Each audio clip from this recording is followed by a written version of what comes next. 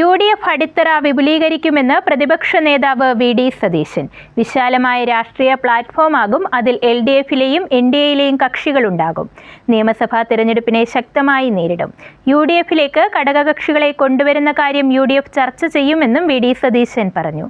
മുന്നണി രാഷ്ട്രീയത്തിന് പുതിയ മാനങ്ങൾ നൽകുന്ന വിപുലമായ രാഷ്ട്രീയ പ്ലാറ്റ്ഫോമായി UDF മാറും.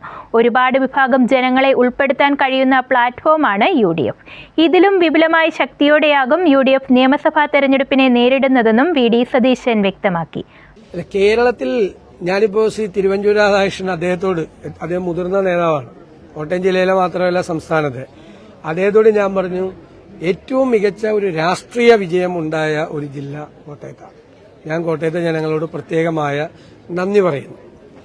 പിന്നെ UDFില് ആരുമായിട്ട് ഇപ്പം നമ്മൾ ചർച്ചയൊന്നും നടക്കുന്നില്ല.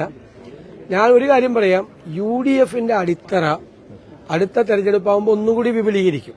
നിങ്ങളോട് ഞാൻ നേരത്തെ പറഞ്ഞിരുന്നു, UDF എന്ന് പറഞ്ഞാൽ കുറെ രാഷ്ട്രീയ പാർട്ടികളുടെ ഒരു മുന്നണി മാത്രമല്ല. നിങ്ങൾ അങ്ങനെ കാണരുത്. UDFിനെ നിങ്ങൾ അങ്ങനെ കണ്ടതുകൊണ്ടാണ് പലരും അതിനെ ചെറുതായി കണ്ടത്. അതിന്റെ അപ്പുറത്തുള്ള ഒരു വലിയ പൊളിറ്റിക്കൽ പ്ലാറ്റ്ഫോമാണ്. മുന്നണി രാഷ്ട്രീയത്തിന് പുതിയ മാനങ്ങൾ നൽകുന്ന ഒരു പുതിയ പൊളിറ്റിക്കൽ ബ്രോഡറായിട്ടുള്ള വളരെ വിപുലമായ ഒരു പൊളിറ്റിക്കൽ പ്ലാറ്റ്ഫോമും കൂടിയായി UDF മാറുകയാണ്.